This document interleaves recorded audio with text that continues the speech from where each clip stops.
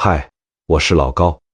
今晚我们来聊一个让我琢磨了很久的人，他被后人吹成了半仙，说什么前知500年，后知500载，比诸葛亮还神。但你知道吗？这个人的结局惨得让人说不出话。他叫刘伯温，一个帮朱元璋打下整个天下的男人，最后却被一碗来历不明的药活活逼死。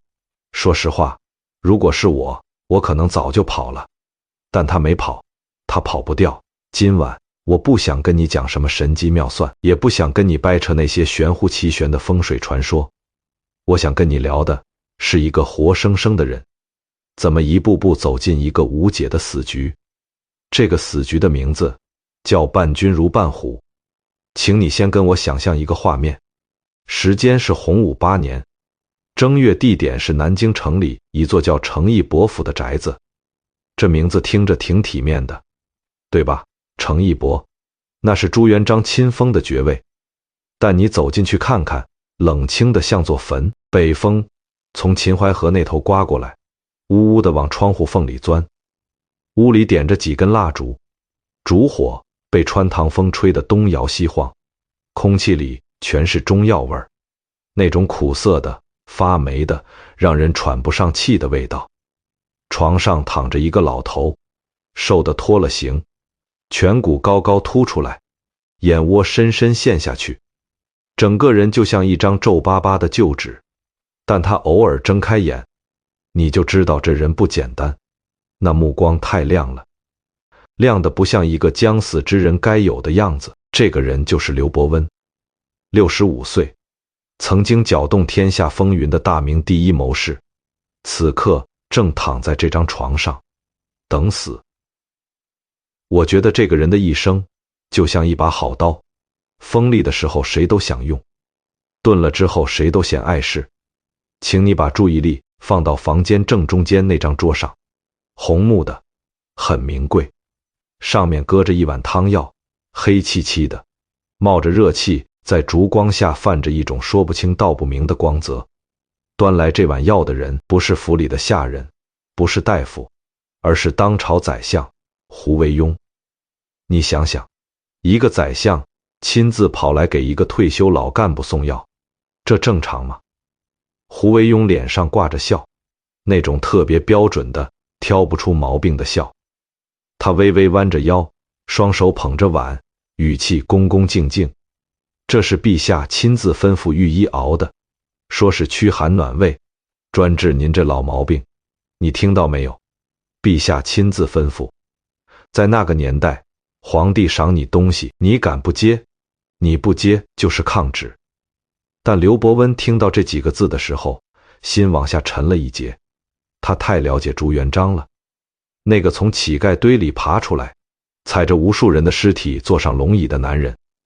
他的好意从来都是要收利息的，有时候利息是你的忠心，有时候是你的自由，有时候是你的命。刘伯温盯着那碗药，黑得见不到底。他的脑子里突然闪过很多画面。20年前的鄱阳湖，漫天大火，惨叫声震天。他站在船头，借风纵火，帮朱元璋烧掉了最强的对手陈友谅。那时候他是功臣，是朱元璋嘴里的无知子房。可现在呢？仗打完了，天下定了，狡兔死，走狗烹。这句老话说了几千年，一个字都没变过。他挣扎着想坐起来，枯瘦的手指死死扣住床沿，指节发白。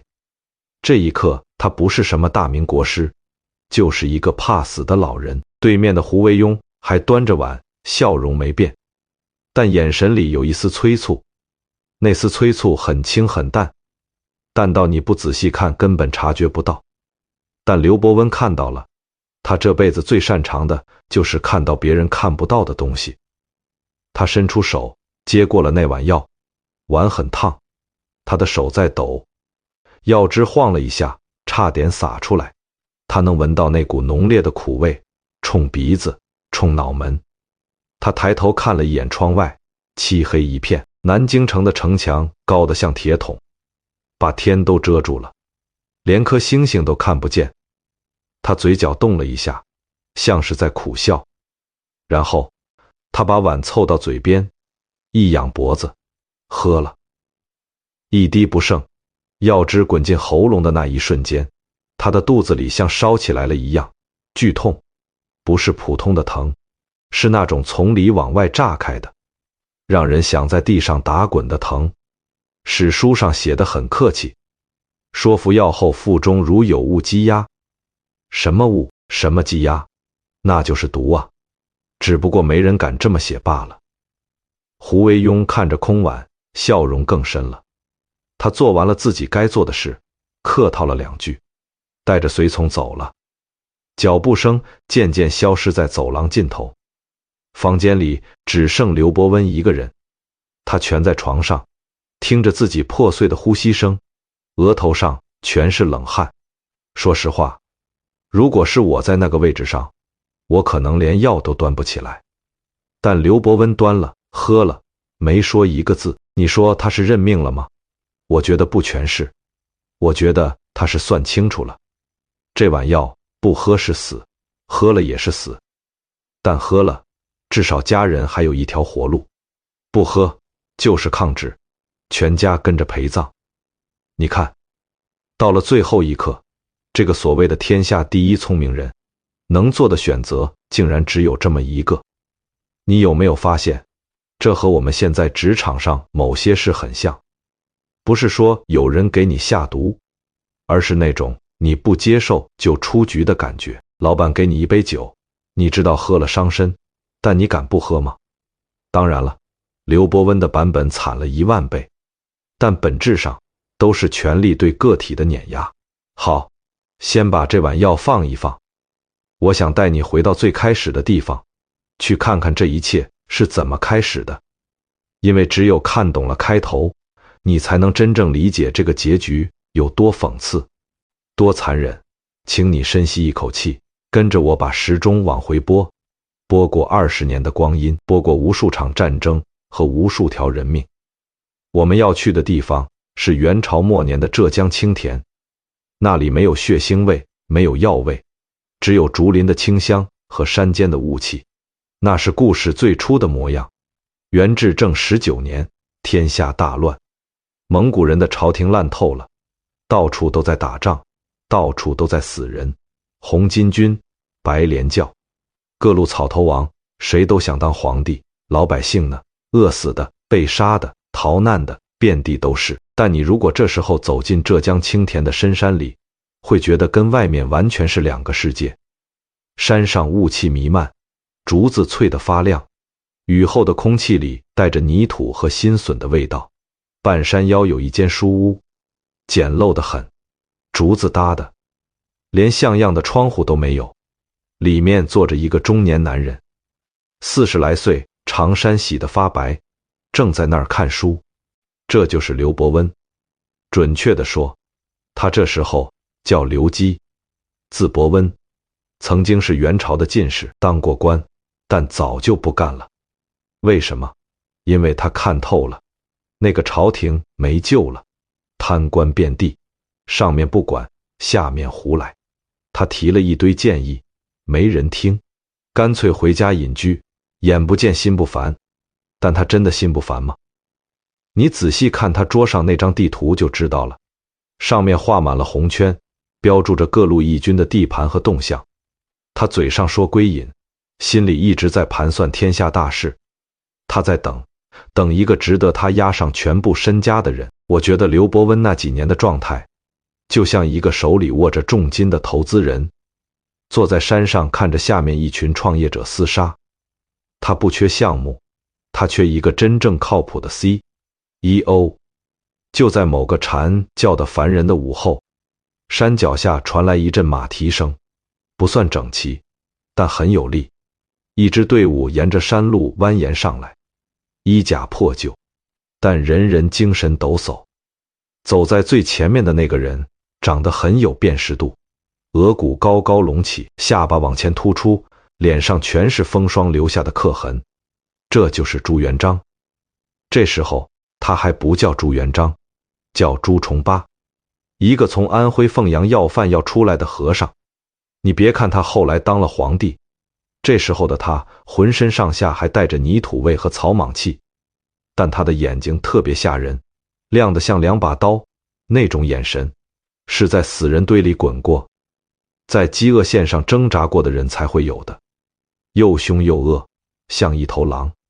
他已经不是第一次来了，之前来过2、3趟，都吃了闭门羹。跟在他旁边的谋士李善长抹了一把汗，小声嘀咕：主公，这姓刘的架子也太大了，咱犯不着这么低三下四的。朱元璋没搭理他，只是斜了他一眼，那眼神的意思很清楚，你懂什么？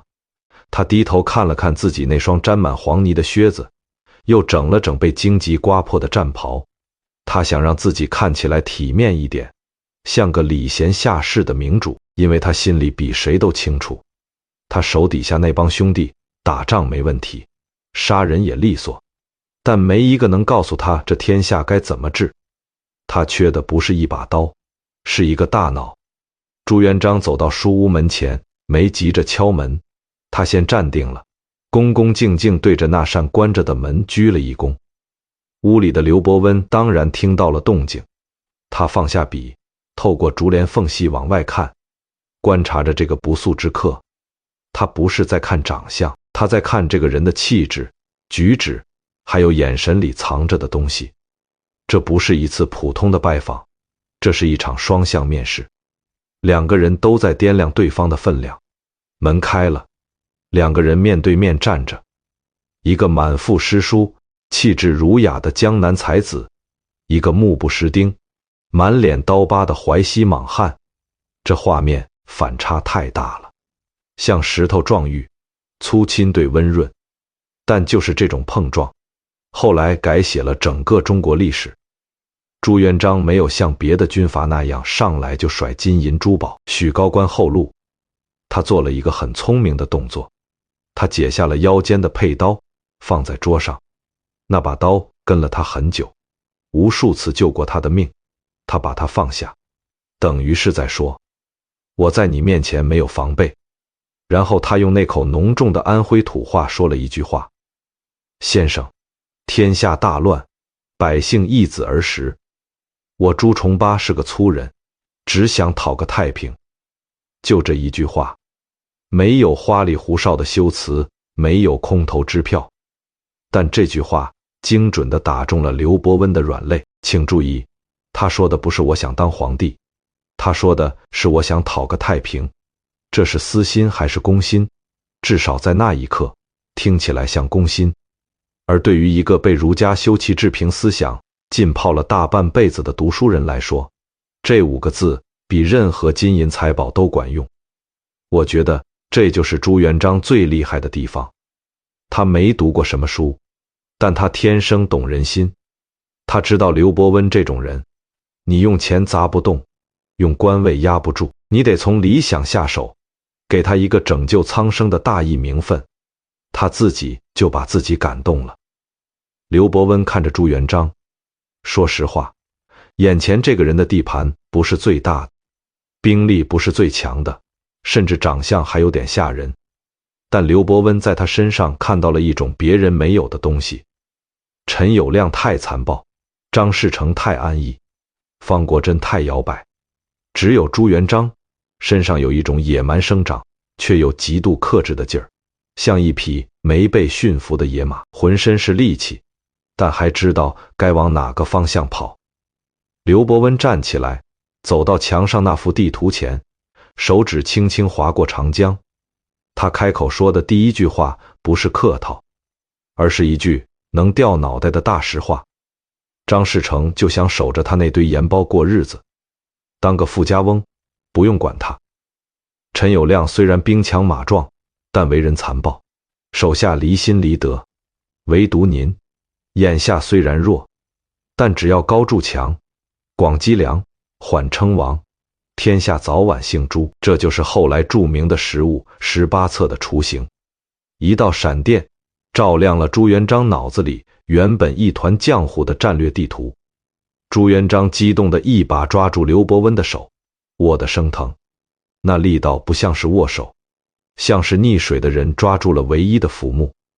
你有没有发现，这和现在创业公司找合伙人的逻辑一模一样。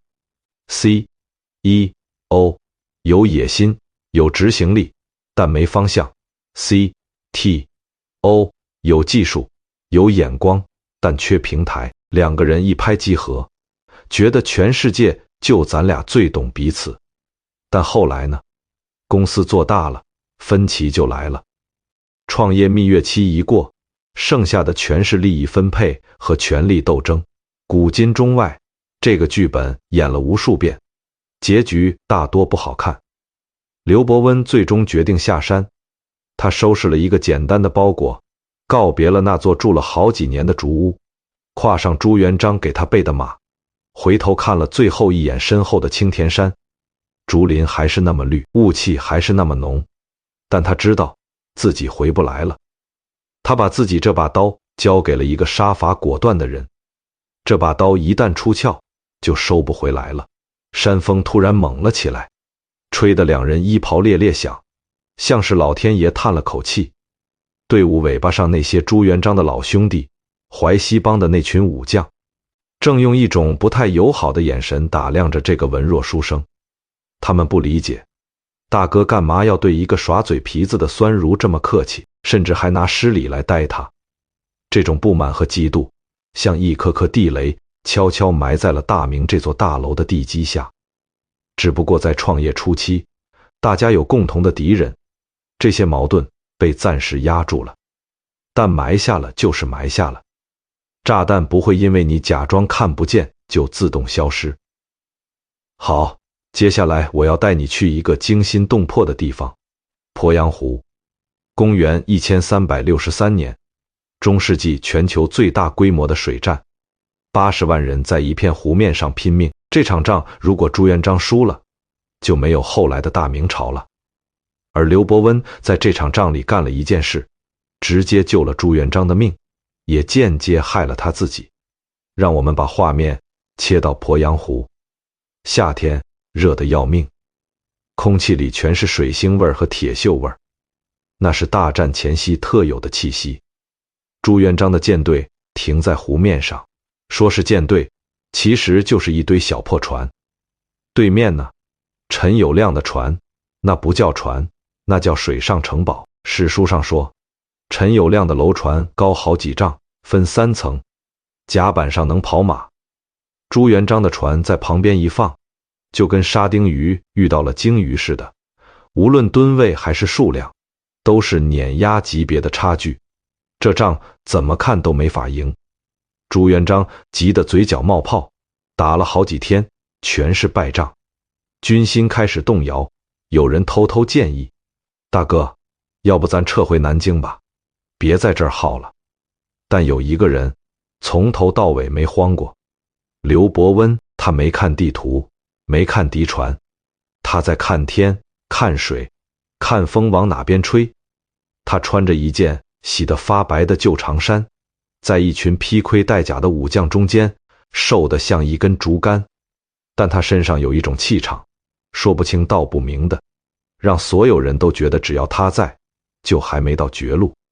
请你注意一个细节，战场上所有人都盯着敌人的刀，只有刘伯温在找敌人盔甲上那条看不见的裂缝。就在激战最猛的那天下午，一颗炮弹呼啸着飞过来，砸在朱元璋指挥船附近的桅杆上，木头渣子满天飞。朱元璋正全神贯注指挥呢，根本没意识到下一轮炮火已经瞄准了他。就在这个要命的瞬间，刘伯温猛地扑过去，死命拉着朱元璋往另一条小船上跳。他不是靠什么法术，他是靠脑子。根据炮弹的方向和装填间隔，算出来下一发要落在哪儿。朱元璋被他拽得一激灵，但下意识选择了相信。两个人刚跳上小船，身后那条指挥船就被炸成了碎片。轰的一声，水浪翻起好几丈高。朱元璋回头一看，脸都白了，冷汗把里面的衣服全打湿了。晚走一步，大明朝就没了。这一刻，刘伯温在朱元璋心里的分量从谋士变成了救命恩人。但我跟你说，救命之恩这种东西，有时候比仇还重，因为欠的太多了，还不起。还不起的时候，人就容易动别的心思。但这还不是最关键的，真正的杀手锏在后面。面对陈友谅那些用铁链连在一起的巨型楼船，刘伯温提了一个方案：火攻借风，放火，像三国赤壁那样，把对面连人带船烧成灰。这个计划有一个致命的问题，当时的风向不对，如果风不转，烧的就是自己人。但刘伯温拍着胸脯说，今晚日落之后，风一定会转。你想象一下那个画面，太阳一点一点往湖面底下沉，朱元璋手心全是汗，眼睛死死盯着桅杆顶上那面旗，旗纹丝不动，他在赌，赌的是所有人的命。时间一秒一秒过去，天越来越暗，就在最后一线日光消失的时候，旗动了，风来了。东北风又猛又急，直扑陈友谅的船队。早就准备好的7条火船装满火药和芦苇，借着风势像箭一样冲过去。点着的那一刻，湖面变成了炼狱，陈友谅的船被铁链锁在一起，散不开。火从这条烧到那条，噼里啪啦的炸。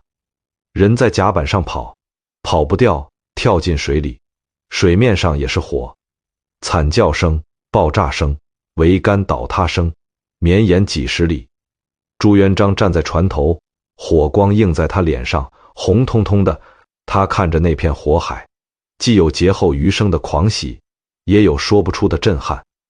他下意识转头去看刘伯温，想说句感谢的话，但他看到的画面让他一辈子都忘不了。刘伯温站在阴影里，脸上没有一丝笑容，眼神冷冷的，静静的，像在看一场与自己无关的天灾。那种超脱世外的神情，那种好像能操控风和火的恐怖本事，让朱元璋后背发凉。他脑子里突然冒出一个念头，这个人能借风烧掉陈友谅，有一天会不会也能借风烧掉我？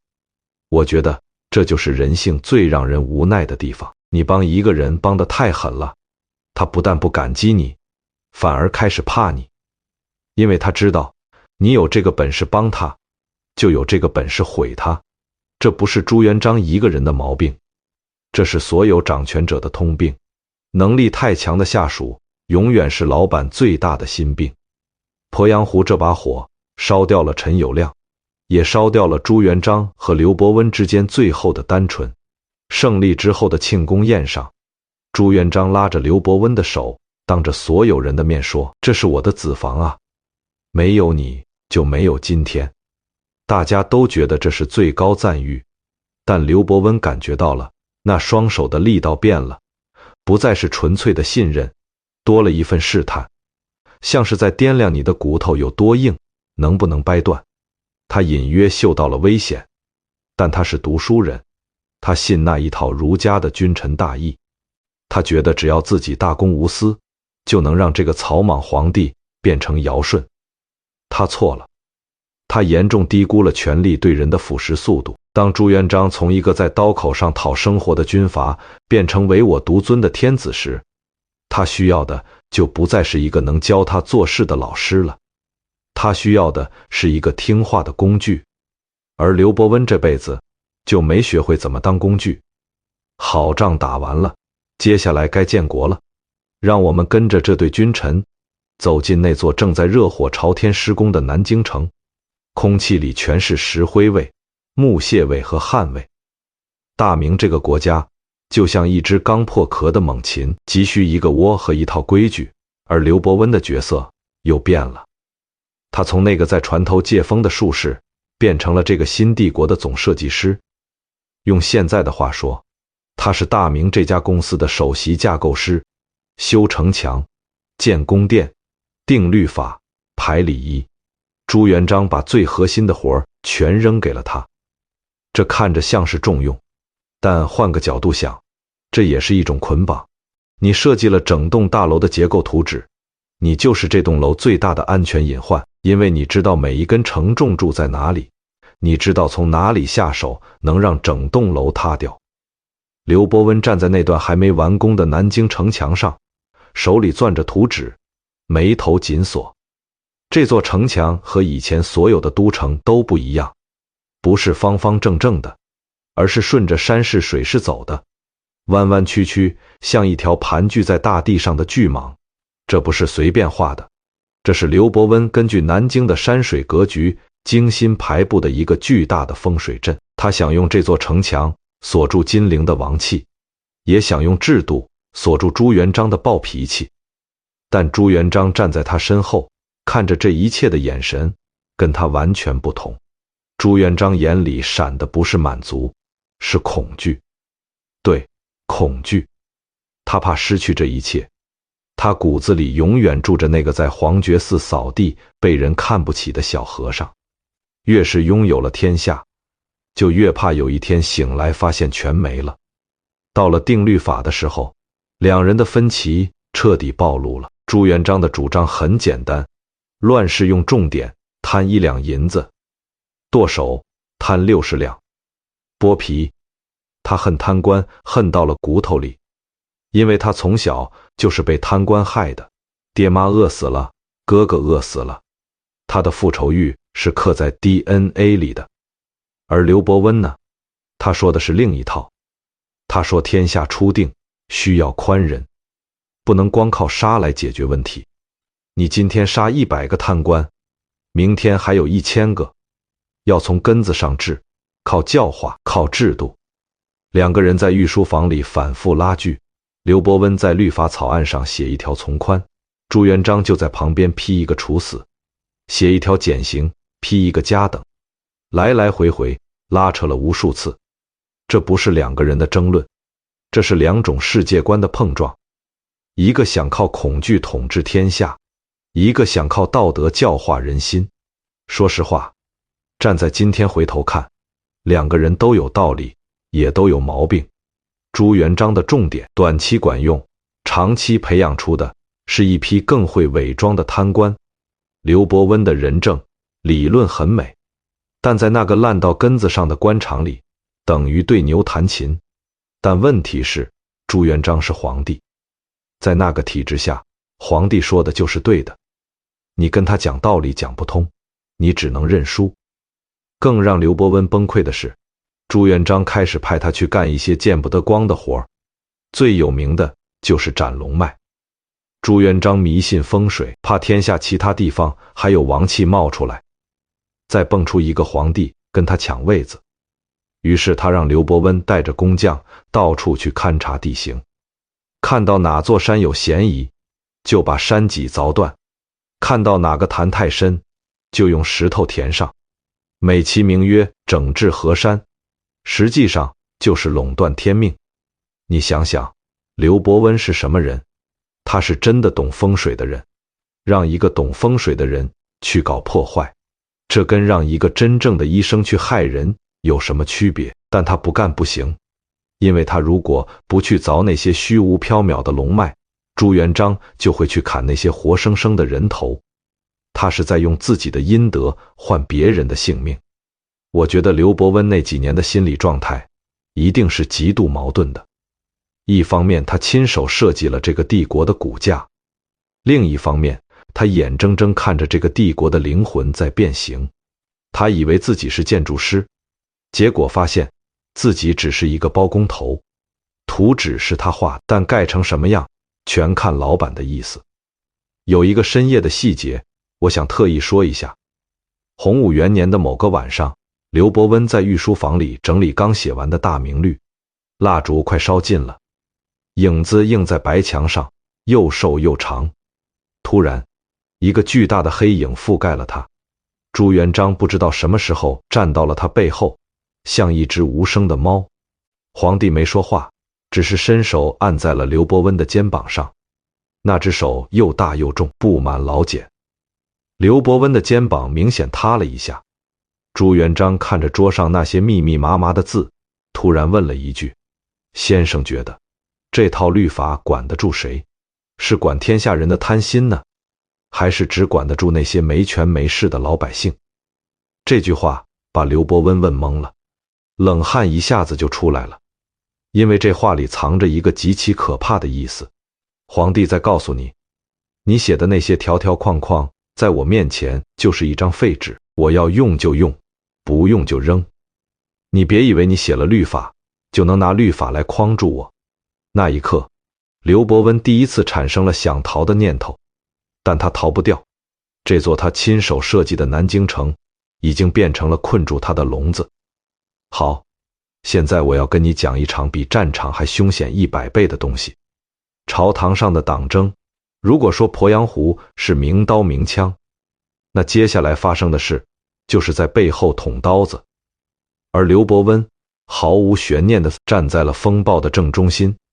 大明建国之后，朝堂上的格局很快就分成了两派，一派是淮西集团，以丞相李善长为首，成员都是跟朱元璋一起从安徽老家出来的老兄弟，打过仗，流过血，扛过枪，他们觉得天下是自己拿命换来的，现在该享福了，圈地、敛财、欺负人，什么都干。另一派是浙东集团，以刘伯温为首，主要是一帮读书人，他们觉得天下是天下人的天下，不是你几个功臣的私产，要讲规矩，要守律法。两拨人看对方都不顺眼。武将们觉得文人就知道耍嘴皮子，有本事你上战场试试。文人们觉得武将就是一群土匪，打完仗还不收手，迟早要坏事。朱元璋坐在上面看着这两拨人斗，不但不拦，还故意煽风。为什么？因为他需要他们斗，两派互相掐着，就没工夫联手对付他了。这叫平衡术，帝王最基本的手艺。而他指定的那条鲶鱼就是刘伯温。他把刘伯温扔进淮西帮这缸浑水里，就是要搅他个天翻地覆。冲突很快就爆发了。李善长的亲信李斌贪污受贿，横行霸道，被刘伯温的手下抓了个正着，证据确凿，铁板钉钉。按说这种案子没什么好讨论的，该杀就杀。但在大明初年的官场，谁不知道李斌是李善长的人？打狗看主人，这是潜规则。李善长私下去找刘伯温，放低了姿态说：“老刘啊，看在我的面子上，放他一马吧。大家抬头不见低头见的，换做别人可能就顺水推舟了。但刘伯温不，他只回了8个字：法不阿贵，绳不挠屈。意思是法律面前没有面子。这8个字直接把所有回旋余地堵死了。李善长的脸当场就黑了。你有没有发现，这和我们现在公司里那种情况也很像？新来的合规部门负责人要查老板亲信的账，查是应该查的，制度也支持你，但你真查了，就是跟整个利益集团为敌。你赢了案子，却输了人缘，从此没人愿意跟你吃饭了。更狠的还在后面。刘伯温没等朱元璋拍板，直接下令把李斌斩了，刑场上人头落地，血溅了一地。这一刀砍掉的不仅是李斌的脑袋，还有李善长作为丞相的面子，以及整个淮西集团的傲气。李善长气得在家里摔了最心爱的玉杯，发誓要报这个仇。而朱元璋听到消息呢，嘴角微微一翘，这正是他要的效果。刘伯温帮他干了他想干又不方便干的脏活，杀一儆百，好用。但朱元璋同时也在心里给刘伯温记了一笔，这个人太硬了，硬到连丞相的面子都不给。一把刀如果有了自己的想法，哪怕他砍的全是该砍的人，也让人不放心。李斌案之后，刘伯温在朝堂上的处境急转直下。表面上他赢了，皇帝还夸了他公正无私，但实际上他完了。他在整个官僚系统里变成了一座孤岛，没人敢跟他走近，没人愿意帮他说话。每天上朝，迎接他的不再是敬畏，而是一双双暗中冒着寒光的眼睛。淮西帮改了打法，不正面硬刚了，开始玩阴的。他们像一群耐心的狼，蹲在暗处等刘伯温犯错。更毒的是，他们开始捧杀，在民间散布各种关于刘伯温的神话传说，把他往天上吹。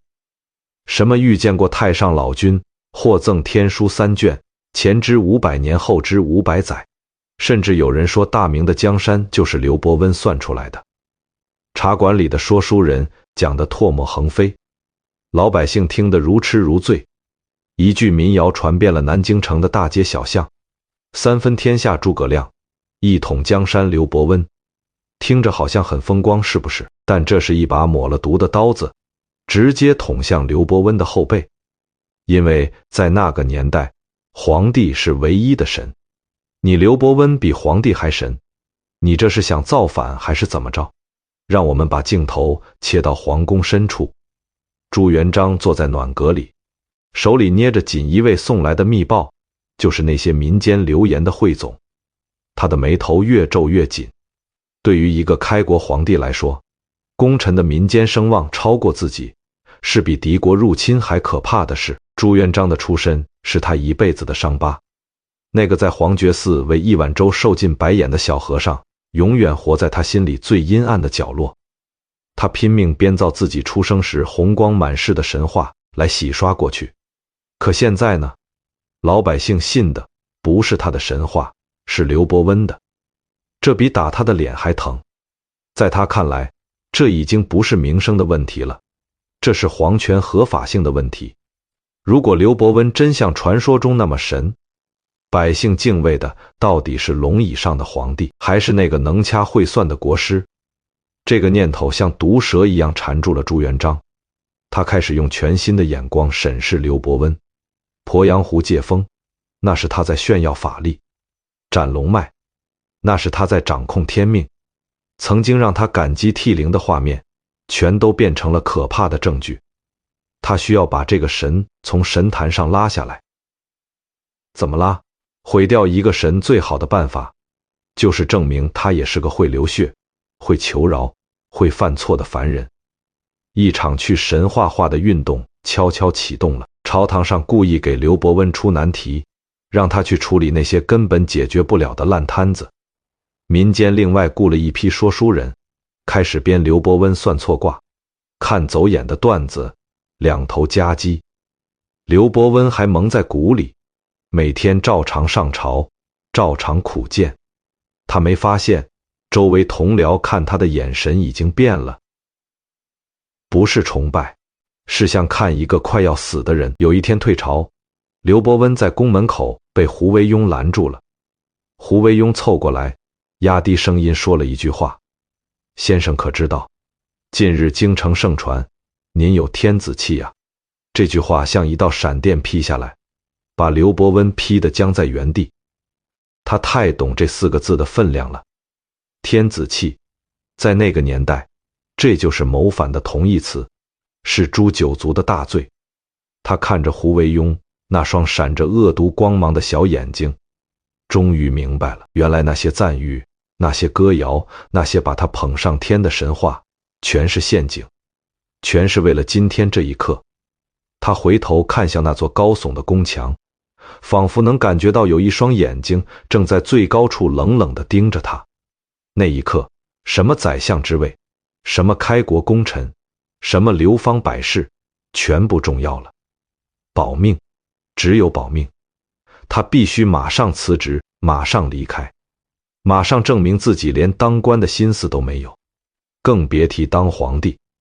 于是就有了那场惊心动魄的辞职对话。洪武4年的一个下午，御书房，刘伯温跪在冰冷的金砖地上，膝盖疼得发麻。他递上了辞职奏折，理由是老一套，身体不好，干不动了。朱元璋没急着看，他从龙椅上走下来，亲自把刘伯温扶起来，脸上的表情诚恳极了，诚恳到让人想哭。先生何至于此？大明刚刚立国，正需要你这样的人，你怎么忍心弃朕而去？这话放在20年前，刘伯温能感动得肝脑涂地，但现在他只听出了磨刀声。这不是挽留，是测试。朱元璋叹了口气，好像接受了，然后话锋一转，既然先生要走，走之前帮我一个忙，丞相这个位子，你觉得谁能做？请注意，这是一个经典的政治陷阱，比战场上任何伏击都凶险。你推荐自己人，结党营私，谁都不推荐，目无朝纲，说假话。欺君之罪，朱元璋先抛出了李善长的名字。刘伯温很圆滑，说李善长是元老，根深蒂固，虽然有小毛病，但还能用。这个回答算是过关了。然后朱元璋问：杨宪如何？杨宪是刘伯温的学生，朱元璋在试探他会不会护犊子。刘伯温的回答出人意料：杨宪有才，但没有宰相的气度，做不了。直接否了自己人。朱元璋又问：汪广洋呢？刘伯温说：浅薄无能，还不如杨宪。连着否了好几个。朱元璋的脸越来越难看，最后他抛出了那个最关键的名字：胡惟庸。一字一顿地问：那胡惟庸够不够格？大殿里静得能听到心跳。刘伯温知道这个问题的重量。胡惟庸是淮西帮的人，也是朱元璋重点培养的，否定他等于否定皇帝的眼光。但刘伯温就是刘伯温，他骨子里那根文人的犟筋让他说不出违心话。他抬起头直视朱元璋的眼睛，说出了那句流传千古的评语：胡惟庸就像一匹拉车的烈马，不让他驾辕还勉强能用，一旦让他拉车，必定车毁人亡。这话一出，整个空气都冻住了。朱元璋的脸瞬间铁青，他怒了，不是因为刘伯温说错了，而是因为刘伯温说的太对了。怎么着？满朝文武就你一个明白人，别人都是废物，连我看中的人都是垃圾。这种智力上的碾压感，比什么都让朱元璋受不了。他突然笑了，那种笑比哭还瘆人。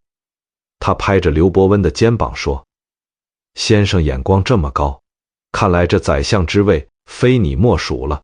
这是诛心之言，逼他表态。刘伯温吓得扑通跪下，额头一下一下磕在地上，砰砰砰，鲜血渗出来，染了一地。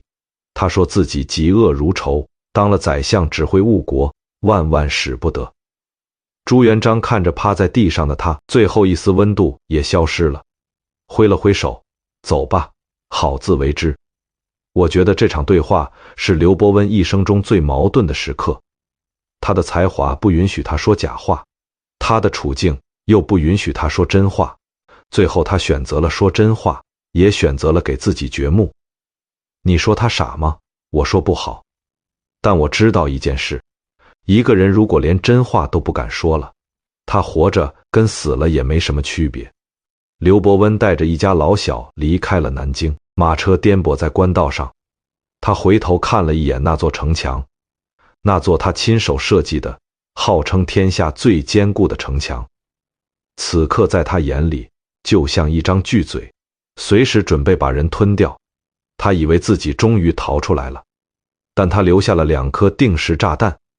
第一颗，他对胡惟庸车毁人亡的评价很快就传到了当事人耳朵里。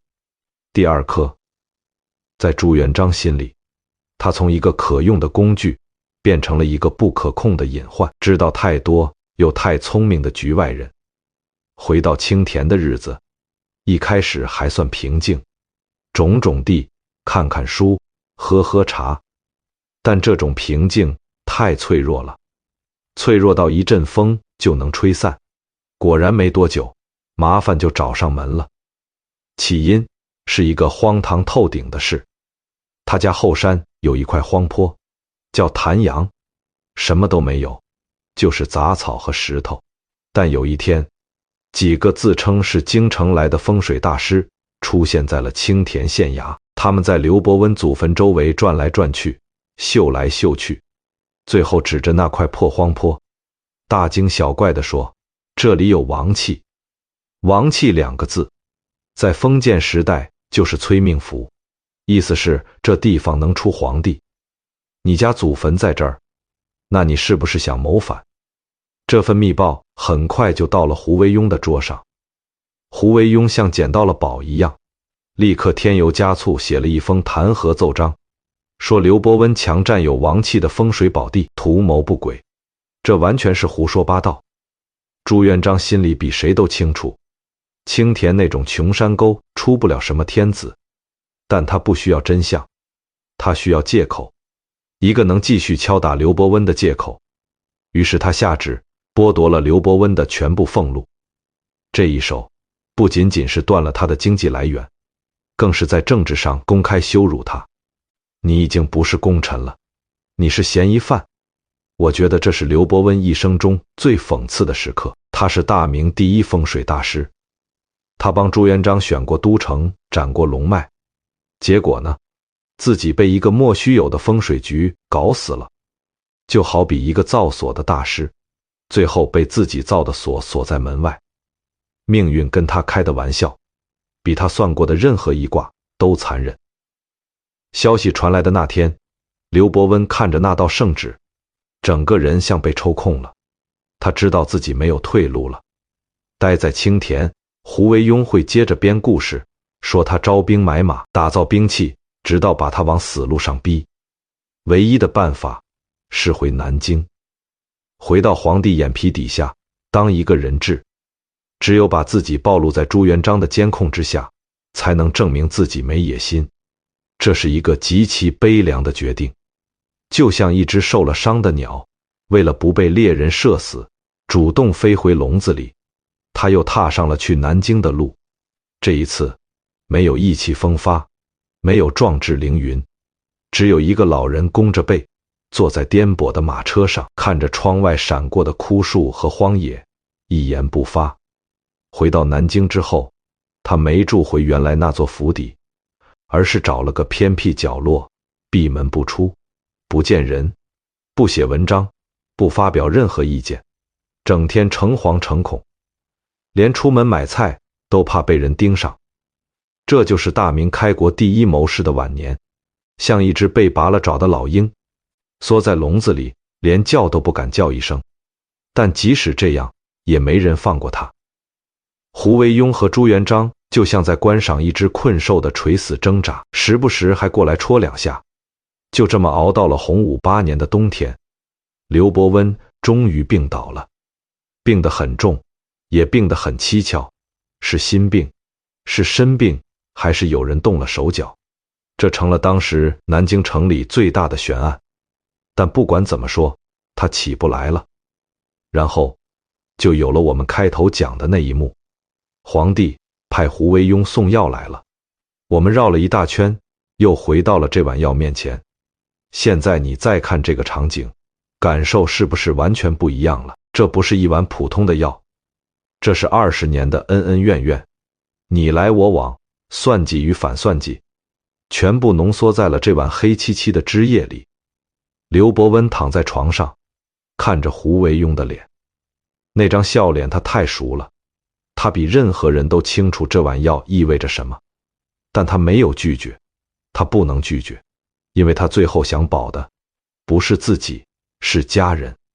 一个将死的人能做的最后一件事，就是用自己的死换一张安全符。喝完药之后，刘伯温撑着最后一口气，把2个儿子叫到床前。他从枕头底下摸出一本书，那本传说中记载着天机秘术的天文书。儿子们哭着伸手去接，以为这是父亲留给刘家的最后倚仗。但刘伯温死死攥着不放，他用尽全身力气说了最后一段话：这本书是祸根，我刘家后人才智平庸，驾驭不了这种东西，留着只会招灾，一定要把它交给皇上，只有交出去，你们才能活命，记住了。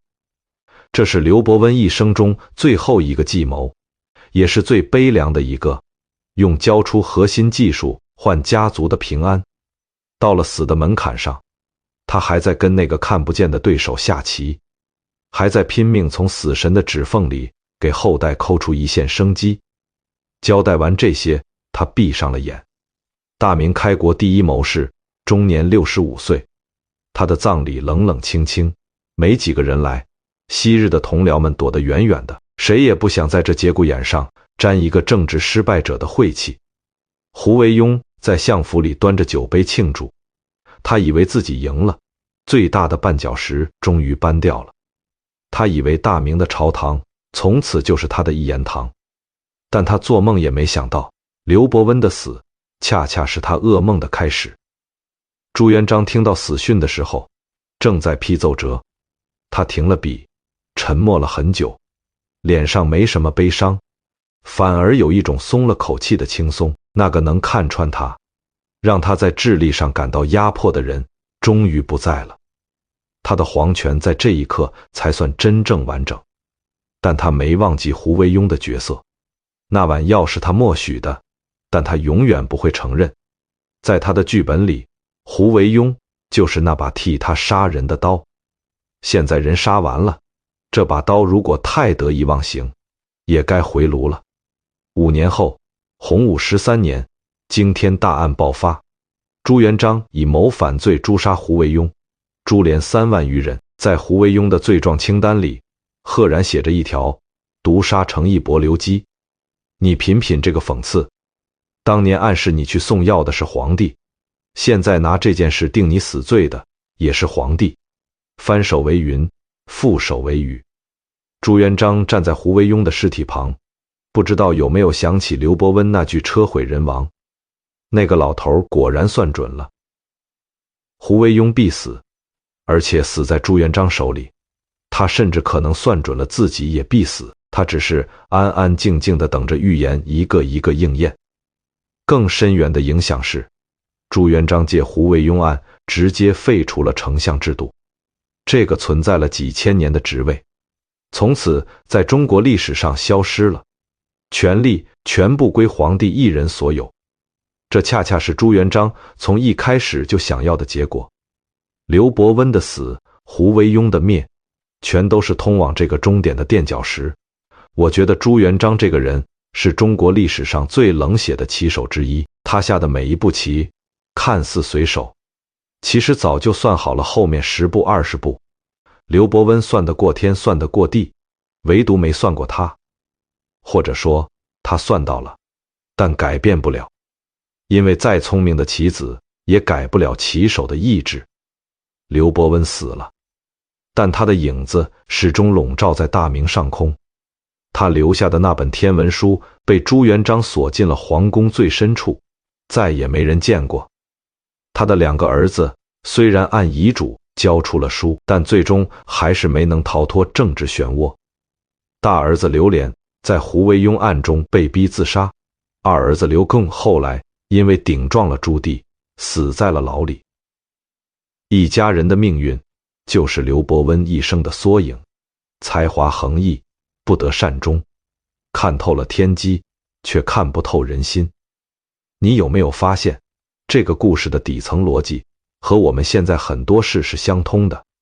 一个能力极强的人加入了一个团队，创业期，老板离不开他，把他捧上天，上市了，老板开始忌惮他，觉得他知道太多，影响太大，先捧后杀，架空、孤立、边缘化，最后出局。古代叫鸟尽弓藏，现在叫卸磨杀驴，换了个词儿，事儿一模一样。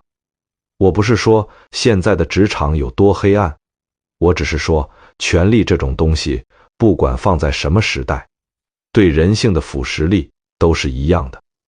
你要是不信，去翻翻任何一家大公司的创始团队名单，数数还剩几个人。回到刘伯温本人，如果我们拨开那些神话的烟雾，把那些什么前知500年天书3卷的玄幻色彩全刮掉，你会看到一个什么样的人？你会看到一个孤独的理想主义者，他这辈子做的就是一件注定失败的事，用文明的逻辑去驯化野蛮的权力。他想用儒家的仁义感化朱元璋，想用律法的条框约束功臣勋贵。他像一个建筑师，试图在流沙上盖一座大厦，最后被流沙吞没了。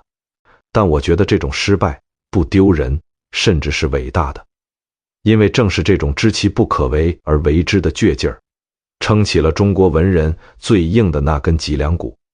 他不像张良功成身退去当神仙，他放不下这天下；他也不像诸葛亮，至少遇到了一个无条件信任他的刘备。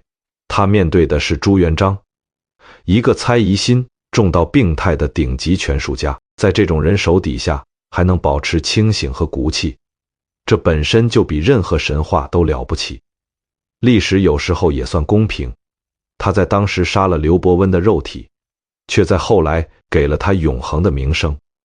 到明武宗的时候，朝廷终于给刘伯温平反了，追赠太师，谥号文成，经天纬地曰文，安民立政曰成。这2个字是对他一生最精准的概括，迟到了100多年的正义。虽然慰藉不了那个寒夜里孤独咽气的老人，但至少告诉后世，历史记住了你。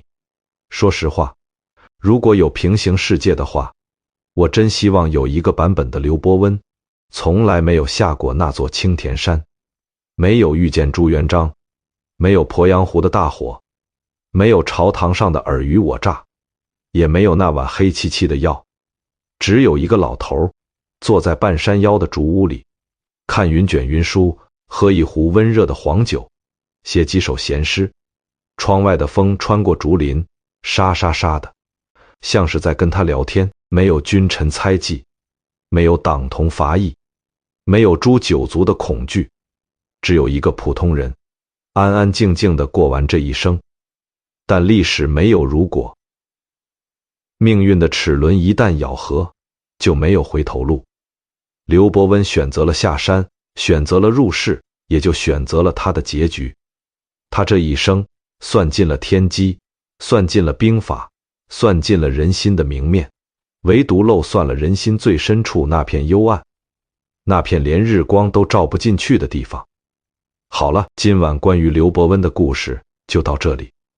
夜很深了，窗外的风不知道什么时候变得温柔了。那些600多年前的爱恨情仇、生死博弈，都随着风散了，留下来的只是一些关于人性的老道理。才华是把双刃剑，功劳不等于安全。看透别人容易，看透自己最难。在这个世界上，最危险的不是你的敌人太强，而是你的同伴太怕你。这些道理，刘伯温用一辈子和一条命教给了我们，希望我们能记住，也希望我们永远不需要用到。感谢你陪我走完这段漫长的600年，愿你今晚的梦里没有金戈铁马，没有勾心斗角，只有青田山上那一轮干干净净的月亮。晚安。